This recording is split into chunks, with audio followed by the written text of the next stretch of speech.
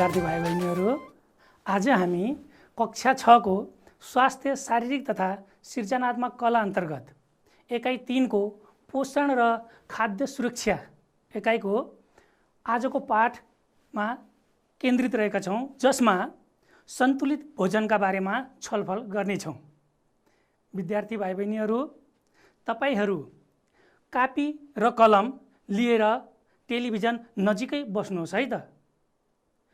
अब हामी आजको पाठमा छलफल गर्ने विषयवस्तुहरू अन्तर्गत हामीले कार्बोहाइड्रेट्स, प्रोटिन, चिल्लो पदार्थ, भिटामिन, खनिज पदार्थको परिचय र तिनीहरूको कामका बारेमा छलफल गर्नेछौँ।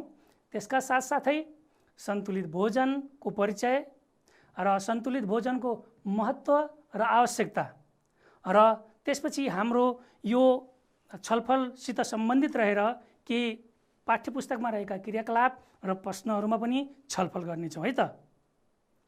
आजको यो पाठमा छलफल गर्नुभन्दा पहिले योभन्दा अघिल्लो पाठमा के विषयवस्तु छलफल भएका थिए त्यसको बारेमा छोटो परिचय संक्षिप्त जानकारी दिन्छु है त। योभन्दा अघिल्लो पाठमा हामीहरूको छलफलको विषयवस्तु के थियो त? हो, पोषक तत्त्वको परिचय र त्यसको आधारमा खानेकुराहरूको वर्गीकरणका बारेमा हामीले छलफल गरेका थियौँ।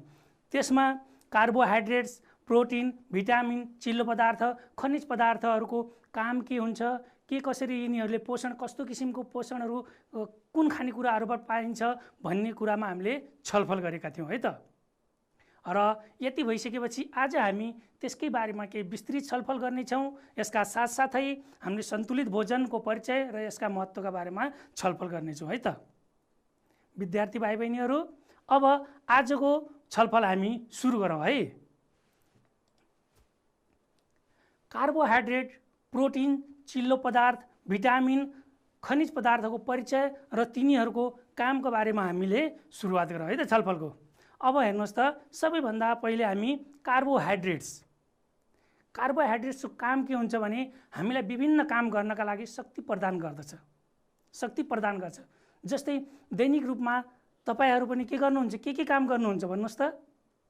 हो, विद्यालय जाने हैन, खेल्न त खुबै मनपर्छ होला नि, खेल्ने, अनि सानो कामहरू केही भारीहरू बोक्ने, कहीँ हिँडेर जाने हो। यस्तो क्रियाकलाप गर्दाखेरि हामीलाई शक्ति चाहिन्छ है। त्यो शक्ति कहाँबाट आउँछ? हाम्रो खानेकुराहरूबाट। र त्यो खानेकुराहरू हामीलाई आवश्यक पर्ने, त्यो खानेकुराहरूबाट कार्बोहाइड्रेट यदि हामीले पाउँछौँ भने त्यसले चाहिँ हामीलाई शक्ति प्रदान गर्छ। हामीले खाएका खानेकुराहरू जब हाम्रो आमाशयमा जान्छ, यसले पाचन प्रक्रियाद्वारा चाहिँ हामीले खाएको शक्तिलाई चाहिँ, हामीले खाएको खानालाई चाहिँ शक्तिमा परिणत गरिदिन्छ र त्यो शक्ति हामीले विभिन्न क्रियाकलापहरू गर्दाखेरि प्रयोग गर्छौँ है त। अब यसमा के कस्ता खानेकुराहरू होलान् अनुमान लगाउनुहोस् त। पक्कै पनि धेरै जस्तो खानेकुराहरू त तपाईँहरूलाई पनि थाहा भएकै होला है। ल, तपाईँले भनेका सोचेका कुराहरू र यहाँका कुराहरू के मिल्दा रहेछन्, कतिपय कुरा मिल्दा रहेछन् र कतिपय थप हुँदा रहेछन्, त्यसमा हेरौँ है त। हेर्नुहोस् त, मकैमा पर्याप्त कार्बोहाइड्रेट पाइन्छ है त। अर्को उखु मात्र नभएर उखुबाट बन्ने जस्तै चिनी, सक्खर, गुलियो पदार्थहरू, ग्लुकोजहरू होइन, यो सबैमा कार्बोहाइड्रेट पाइन्छ है त। अर्को रोटी त दैनिक रूपमा सबैले यो, अनि अर्को भात। यो रोटी र भात चाहिँ दैनिक रूपमा नेपालीहरूको सबैको घरमा भान्सामा पाइन्छ है, सहजै पाइन्छ है त। मकै र उखु चाहिँ कहिलेकाहीँ होइन, सिजनल रूपमा या कहिलेकाहीँ पाइन सक्छ भने हामीले सधैँ जस्तो प्राय पाइरहने भनेको रोटी र भात, जसमा पर्याप्त मात्रामा कार्बोहाइड्रेट पाइन्छ, जसले मानिसलाई शक्ति प्रदान गर्दछ। यो भन्दा बाँकी अझ के कुरा रहेछन् है त, हेरौँ। अन्नहरू, अब यसका यहाँ हामीले छलफल गर्दाखेरि यसका स्रोतहरूलाई समेत छुट्याइदिएका थियौँ, किनकि यसलाई हामीले छलफल गर्दाखेरि झनै सजिलो होस्, तपाईँहरूलाई बुझ्न झन् सजिलो होस् भन्नका लागि। जस्तै अन्नहरू हेर्नुहोस् त, अन्नमा के पर्छ? चामल, गहुँ, मकै, कोदो, फापर, जौ आदि। यस्ता अन्नबाट के पाइन्छ? पर्याप्त मात्रामा कार्बोहाइड्रेट पाइन्छ। अनि कन्दमूल जुन चाहिँ हामीहरूको माटो मुनिहरू पाइने यस्ता साग तरकारीहरूमा पर्छ, जसमा चाहिँ आलु, पिडालु, तरुल हैन, यिनीहरूमा पनि पर्याप्त मात्रामा चाहिँ के पाइन्छ? कार्बोहाइड्रेट्स पाइन्छ। अर्को छ गुलिया खानेकुराहरू, मिठो खानेकुराहरू, जो भने मैले अघि नै हैन, केही त उखुहरूबाटै बन्छ धेरै पय चिजहरू। अनि जस्तै यो उखु भयो, सकरकन्द, मह हैन, चिनी, सक्खरहरू र मिठाईका प्रकारहरू पनि खान्छ नि हामीहरू। धेरै मिठाईहरू खान्छ नि त हैन, त्यसमा के हुन्छ? चिनी मिलाएको हुन्छ र त्यसले पनि के दिन्छ? कार्बोहाइड्रेट प्रदान गर्छ है त। अब कार्बोहाइड्रेट्सको बारेमा यतिकै छलफल गरिसकेपछि हामी अलिकति अब केमा जाउँ? प्रोटिनको बारेमा छलफल गरौँ है त। प्रोटिनले के काम गर्छ त? प्रोटिनले शरीरको निर्माण गर्ने, वृद्धि र विकास गर्ने काम गर्छ।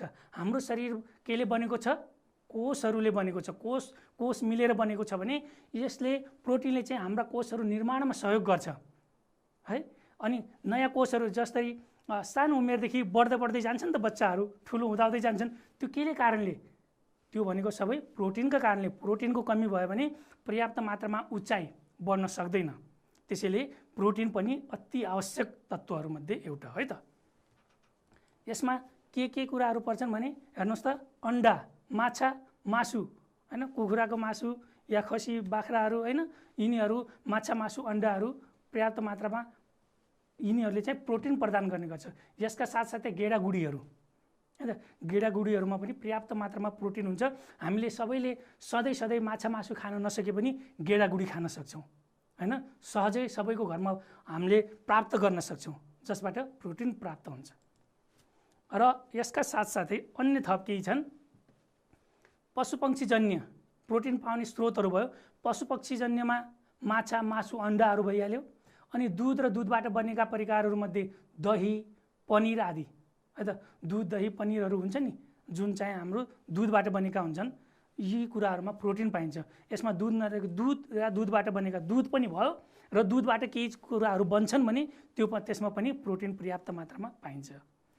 त्यस्तै गेडागुडी, चना, केराउ, बोडी, सिमी, भटमास, राजमा आदिमा पनि पर्याप्त मात्रामा प्रोटिन पाइन्छ है त। अनि दालहरूमा मसुरको दाल, मासको दाल, रहरको दाल, मुगको दाल आदि। योभन्दा बाँकी तपाईँहरूलाई पनि थाहा होला, तपाईँहरूको घर परिवारमा, ठाउँ छिमेकमा अलग अलग किसिमकाहरू दालहरू पाइने होलान्। यो सबै दाल, गेडागुडीमा पनि के पाइन्छ? प्रोटिन पर्याप्त मात्रामा पाइन्छ। र प्रोटिनले के गर्छ? शरीरको निर्माण, वृद्धि, विकास गर्ने गर्छ है त। अब यसपछि हामी प्रोटिन भइसकेपछि चिल्लो पदार्थको बारेमा छलफल गरौँ। चिल्लो पदार्थ भनेको के हो? चिल्लो पदार्थले के काम गर्छ भन्दाखेरि चिल्लो पदार्थले हामीलाई शक्ति प्रदान गर्छ। अब तपाईँहरू सोच्नु होला, कार्बोहाइड्रेटमा पनि सरले शक्ति प्रदान गर्नु छ भन्नुभयो त। हो, कार्बोहाइड्रेटले पनि शक्ति प्रदान गर्छ भने चिल्लो पदार्थले पनि शक्ति प्रदान गर्छ है। चिल्लो पदार्थ हाम्रो शरीरमा चिल्लो पदार्थ गइसकेपछि तुरन्त शक्तिको रूपमा परिणत नभए पनि स्टोर भएर रहन्छ। हाम्रो शरीरमा स्टोर भयो, हाम्रो शरीरमा सञ्चित भएर रहन्छ र आवश्यक परेका बेला त्यो शक्तिको रूपमा परिणत हुन्छ है। अब चिल्लो पदार्थ भित्र के पाइन्छन् त भन्दाखेरि के तेल प्राय गरेर हामीले हाम्रो घर परिवारमा हैन, साग तरकारी बनाउँदाखेरि तेल प्रयोग गरिरहेका हुन्छौँ हैन। हो, त्यो तेल भनेकै चिल्लो पदार्थको स्रोत हो। हामीले प्राय गरेर दैनिकी रूपमा है, कुनै बेला व्रत बसियो त्यो अलग कुरा छ, कुनै बेला टाढा जाँदाखेरि खाना खाइएन त्यो अलग कुरा छ, नत्र भने प्राय गरेर सधैँ जस्तो हामीले खानेकुराहरूमा चिल्लो पदार्थ रहेकै हुन्छ र खानु पनि पर्छ। अरू हेर्नुहोस् त, अरू दुधबाट बनेका परिकारहरू हुन्छन् नि, जस्तै नौनी, बटरहरू हैन, अनि चिजहरू हो त्यस्तोमा पनि चिल्लो पदार्थ पर्याप्त मात्रामा हुन्छ। हामीले यी कुराहरूलाई चाहिँ खायो भने, हामीले प्रयोग गर्यौँ भने त्यहाँबाट चिल्लो पदार्थ प्राप्त गर्छ, जसले शक्ति प्रदान गर्छ। यस्तै चिल्ला खानेकुराहरू भनेको छ तेल, नौनी, घिउ, बटर, चिज आदि हो। यसमा के पाइन्छ? पर्याप्त मात्रामा चिल्लो पदार्थ प्राप्त हुन्छ है त। त्यसपछि भिटामिन र खनिज पदार्थहरू। भिटामिन र खनिज पदार्थहरूले के गर्छ भने हाम्रो शरीरलाई चाहिँ रोगबाट बचाउने र शरीरको रक्षा गर्ने काम गर्छ।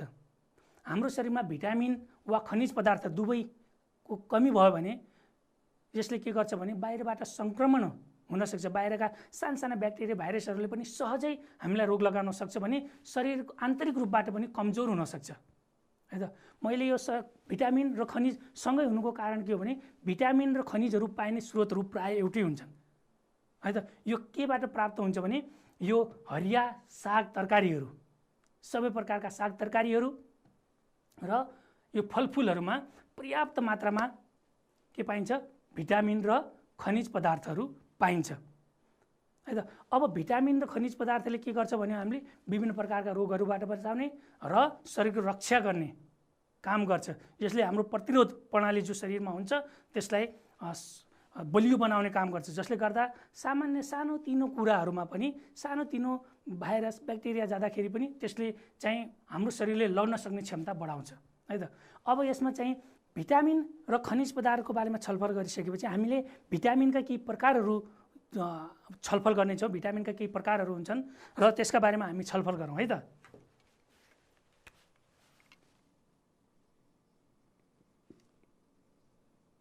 भिटामिनका प्रकारहरू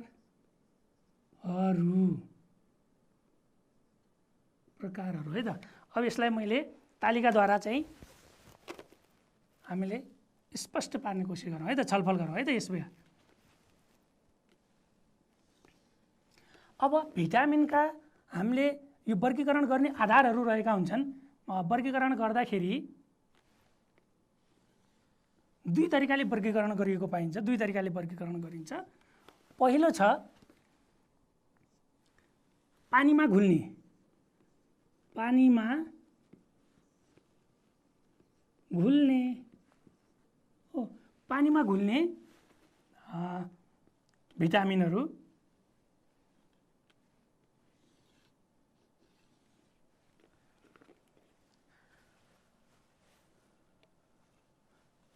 र दोस्रो रहेको छ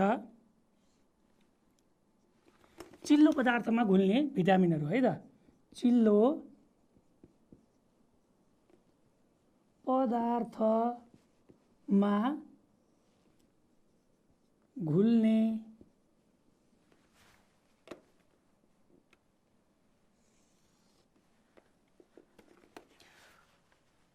अब यसमा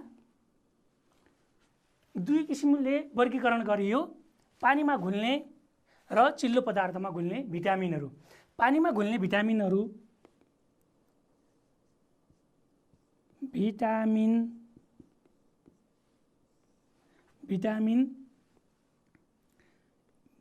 सी है, अर्को भिटामिन बी है। अब यो सोचला बी अगाडि आउनुपर्ने थियो, सी अगाडि किनभने भिटामिन सी एउटै प्रकार हुन्छ, भिटामिन सी भित्र कुनै परिकार छैन भने। अनि भिटामिन बीमा फेरि भिटामिन बीका पनि परिकार रहेका छन् है त। भिटामिन बीमा भिटामिन B1 भन्छ, vitamin B1, vitamin B1, B2 है। अनि vitamin B3, vitamin B5, vitamin B6, B7 अनि भिटामिन B9 र B12 भनेर यति प्रकारहरू रहेका छन् फेरि भिटामिनभित्र है त। Vitamin C, vitamin B, vitamin B भित्र vitamin B1, B2, B3, B5, B6, B7, B9 र B12 भनेर नामाकरण गरिएको छ है त। अब चिल्लो पदार्थमा घुल्ने भनेपछि भिटामिन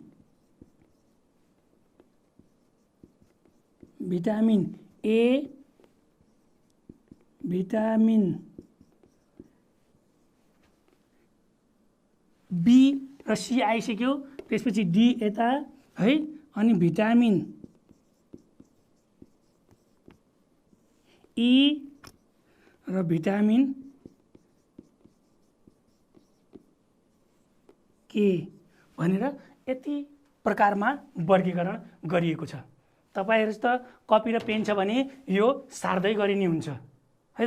अब यति प्रकारका भिटामिन भइसकेपछि यो भिटामिनको कमी भएपछि के हुन्छ त? हामीले त भन्यो भिटामिन रोग लाग्नबाट रक्षा गर्छ भने हैन, तर पनि हामीले कसरी थाहा पाउने भिटामिन कम भयो भन्दाखेरि भिटामिन यदि शरीरमा कमी भयो भने के हुन्छ, हाम्रा हड्डीहरू हैन, दाँतहरू कमजोर हुन्छन्, क्याल्सियमहरू पाइन्छ यहाँबाट, यिनीहरू कमजोर भएर जान्छन् हैन, कपालहरू झर्न सुरु हुन्छन्, आँखाहरू कमजोर भइरा हुन्छन् है, अनि शरीरका तन्तुहरू शरीरहरू दुख्ने हुन्छ, हो यस्ता समस्याहरू दिन्छ है त। त्यसैले भिटामिन पनि एउटा महत्त्वपूर्ण प्रकार हो जुन चाहिँ हामीलाई चाहिन्छ नि है त। त्यस्तै यो विद्यार्थी भाइ बहिनीहरूले हेरिसक्नुभयो भने मैले यो मेटेँ है त। अब भिटामिन भइसकेपछि क्याल्सियमकै बारेमा पनि अलि छलफल गरौँ अझै। क्याल्सियम, हाम्रो क्याल्सियममा धेरै तत्त्वहरू पाइन्छ, जस्तै क्याल्सियम भयो खनिज पदार्थमा पाइने क्याल्सियम, फस्फोरस हैन, आइरन, कपर, आयोडिन, यस्ता तत्त्वहरू पाइन्छन्, जसले पनि शरीरलाई, यो पनि शरीरका लागि अति नै आवश्यक हुन्छ है त। अब यतिको भइसकेपछि हेर्नुहोस् त, भिटामिन र खनिज पदार्थहरू केमा पाइँदो रहेछ भने फलफुलहरूबाट पाइने आँप, सुन्तला, स्याउ, अङ्गुर, केरा र अनार आदिमा चाहिँ फलफुलहरूमध्ये यिनीहरूमा चाहिँ हाम्रो के पाइनेछ, भिटामिन र खनिज पदार्थ पाइन्छ भने साग तरकारीहरू, जस्तै साग तरकारीहरूमा साग, काउली, बन्दा, मुला, गाजरहरूबाट चाहिँ हामीले भिटामिन र खनिज पदार्थ प्राप्त गर्न सक्छौँ। जस्तै अब हामी अर्को विषयमा छलफल गरौँ, त्यो भनेको सन्तुलित भोजन। सन्तुलित भोजन भनेको के हो त भन्दाखेरि हेर्नुहोस् त, हामीलाई खाने भोजनमा, हाम्रो खाने भोजन जो छ त्यसमा चाहिँ शक्ति दिने हुनु पर्यो, शारीरिक वृद्धि गर्ने पनि हुनु पर्यो, र रोगबाट बचाउने, जुन हामीले छलफल गरिसक्यो योभन्दा अगाडि हैन, ती पदार्थहरू, ती सम्पूर्ण पदार्थहरूको उचित मात्रा र उचित अनुपातमा मिसिएको खानेकुराको समूहलाई सन्तुलित भोजन भनिन्छ, जसमा कार्बोहाइड्रेट, प्रोटिन, चिल्लो पदार्थ, भिटामिन र खनिज पदार्थ पाइन्छ है त। अब सन्तुलित भोजनका बारेमा पनि मैले केही चार्ट ल्याएको छु, त्यसबाट पनि हामी छलफल गरौँ है। सन्तुलित भोजनमा के कुरा पर्दो रहेछ भने हेरौँ है त हामी।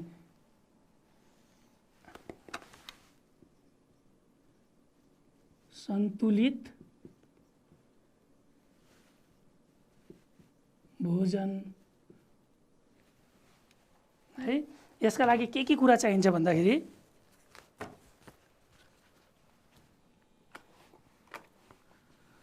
पहिलो कुरा चाहियो हामीलाई कार्बोहाइड्रेट हुनु पर्यो, त्यसमा त्यो खानेकुरामा कार्बोहाइड्रेट भएको हुनु पर्यो।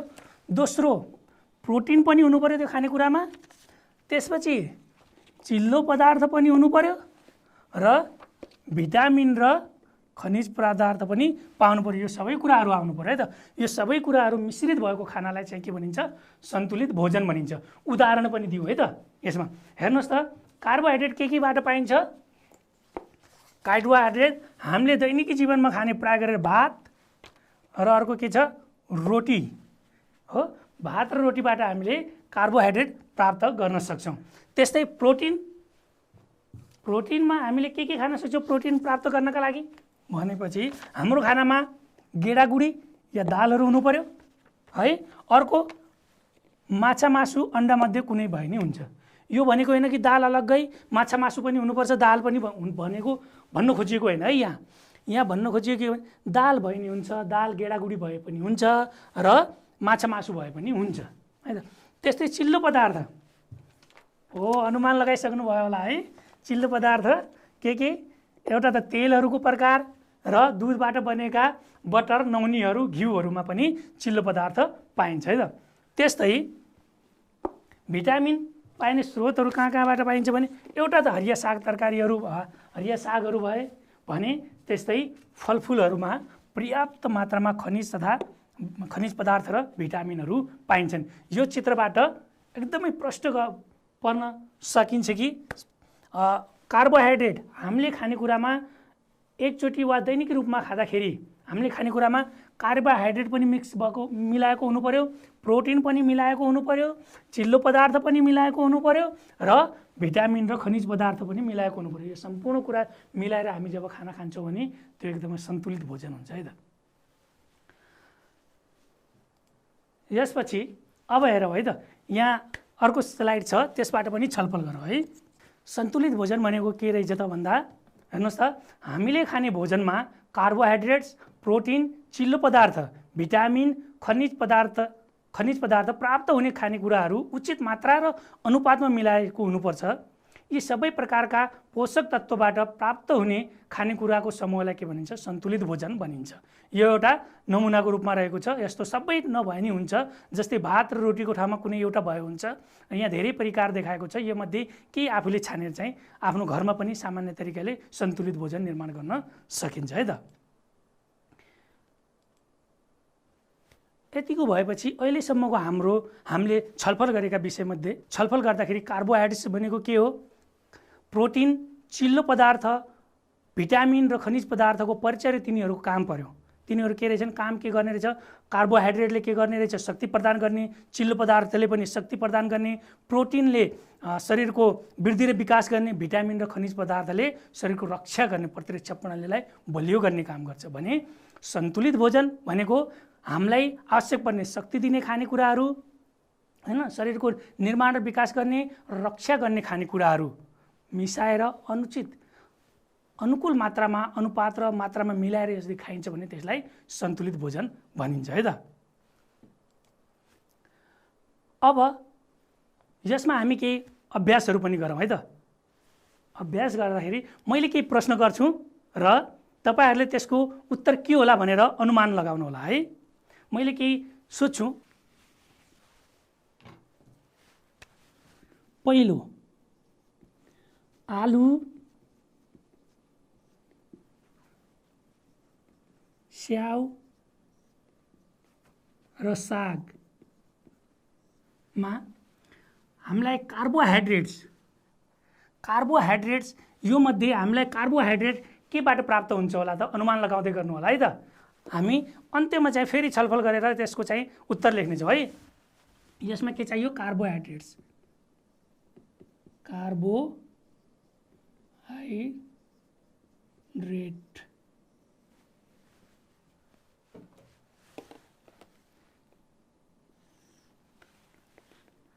दुई नम्बरमा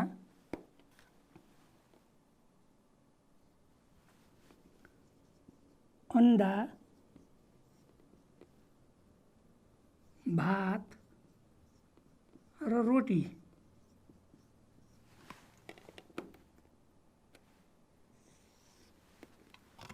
यसमा प्रोटिन पाइने खाना छान्नुपर्ने है।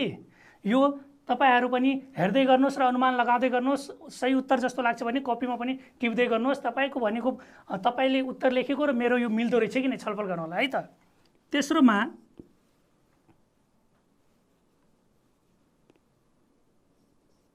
केरा, घिउ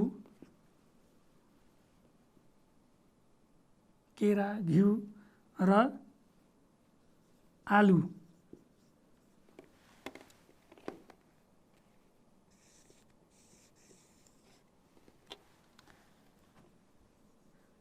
भिटामिन पत्ता लगाउनु होला है त।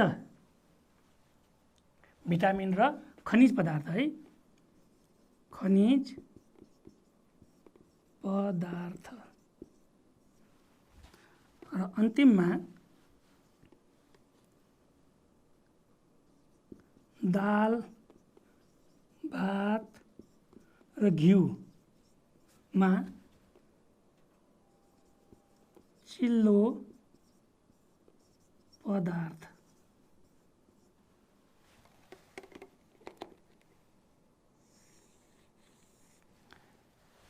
अब हेर्नुहोस् त, यसमा के पाएला हेर्नुहोस् त। कतिको मिल्दैछ? कार्बोहाइड्रेट केमा पाइन्छ? हो, आलुमा कार्बोहाइड्रेट पाइन्छ। प्रोटिन, अंडाबाट प्रोटिन प्राप्त हुन्छ। भिटामिन र खनिज पदार्थ, केराबाट भिटामिन र खनिज पदार्थ प्राप्त हुन्छ भने चिल्लो पदार्थ कहाँबाट पाइन्छ? हो, घिउबाट है त। अब यतिको छलफलमा तपाईहरुले धेरै जानिसक्नुभयो भने अब हामी आजको अघिल्लो अध्यायतिर सुरु गर्छौँ है त। अब त्यसपछि हामी सन्तुलित भोजनको महत्त्व र आवश्यकता के रहेको छ यसका बारेमा हामी छलफल गरौँ है। के आवश्यकता होला, के महत्त्व होला त? अनुमान गर्नुहोस् त। अब हेरौँ है। हो, शरीरको तीव्र वृद्धि र विकास गर्छ यसले। हाम्रो शरीरको तीव्र वृद्धि विकास गर्छ, प्रतिरक्षा प्रणालीलाई बलियो बनाउँछ है, रोग तथा सङ्क्रमणबाट बचाउँछ। विभिन्न रोगहरू लाग्छन् भने त्यो लाग्दाखेरि त्योबाट बचाउने काम गर्छ है यसले, लाग्न दिँदैन रोगहरू। र सम्झने क्षमता, बौद्धिक क्षमताको पनि विकास गर्छ, सम्झने क्षमता विकास गराउँछ। शरीरको तौल सन्तुलित राख्छ, न त धेरै हलुका हैन कम तौल भएको पनि हुनु भएन, धेरै अत्याधिक तौल हुनु पनि भएन। यसले सन्तुलित बनाएर राख्छ है। र शारीरिक क्षमता बढाउँछ, काम गर्ने क्षमता, खेल्दाखेरिको क्षमता हैन त्यो बढाउने काम गर्छ। र कपाल र छाला पनि सुन्दर बनाउँछ र स्वस्थ र दीर्घायु जीवनका लागि सघाउँछ है त। लामो जीवन जिउनका लागि यसले धेरै सहयोग गर्छ। र योभन्दा केही थप छन् भने तपाईहरूले फेरि थप गरेर आफ्नो शिक्षकहरूलाई पनि देखाउन सक्नुहुन्छ है। यत्तिकै मात्र हुन्छ भन्ने छैन, योभन्दा थप पनि हुनसक्छ, किनकि तपाईँहरू सृजनशील र जिज्ञासु हुनुहुन्छ। पक्कै पनि योभन्दा बढी तपाईँहरूले फेरि खोजेर राख्नुहुन्छ है त। यसपछि हामी केही पाठ्यपुस्तकमा भएका केही क्रियाकलाप र छलफल प्रश्नहरूमा छलफल गरौँ है। यसमा भएका केही क्रियाकलाप तपाईको पुस्तकको क्रियाकलाप नम्बर 3.3 मा 3वटा क्रियाकलापहरू रहेका छन् भने 3.4 मा 2वटा क्रियाकलाप रहेका छन्। त्यसका क्रियाकलापहरू के होलान् हेरौँ है त। यसको उत्तरहरू पनि हामी खोजौँ है त। तपाईले घरमा एक हप्तामा खाने गरेका खानेकुराहरूको सूची तयार पार्नुहोस् भनेको छ।